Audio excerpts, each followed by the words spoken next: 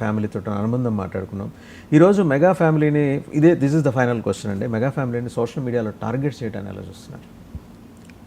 Mega family ఆడపిల్లల్ని, ఆ ఇంటి ఆడబడుచుల్ని, పసిబిడ్డల్ని తప్పండి. ఎవరు టార్గెట్ చేసినా తప్పే.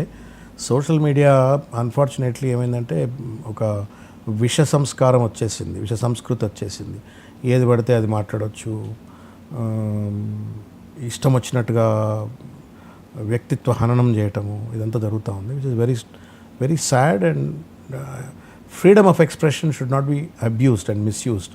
It's constitutional. ప్రమాదంలో పాపం చేతులు కాలి ఊపిరితిత్తులకు శ్వాస అందక ఇబ్బంది పడుతున్న ఒక పసి పిల్లవాడి గురించి చాలా దుర్మార్గంగా మాట్లాడారు. దేవుడితో పెట్టుకుంటే ఇట్లాగే అవుతుందని రోజా మాట్లాడారు. అన్ఫార్చునేట్లీ తప్పండి.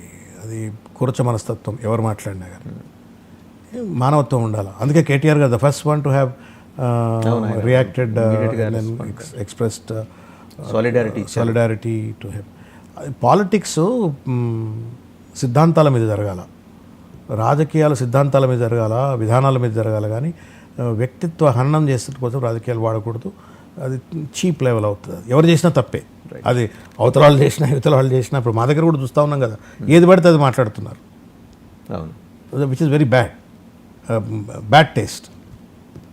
రైట్, థ్యాంక్ యూ శ్రవణ్ గారు, thank you very much. So చూసాం కదా దాసోజు శ్రవణ్ గారు 360 degrees ఆయన ఈరోజు మాట్లాడిన అంశాలు మొత్తం తెలంగాణ నుంచి మొదలెట్టి ఆంధ్ర మీదుగా మళ్ళీ తెలంగాణ వచ్చారు.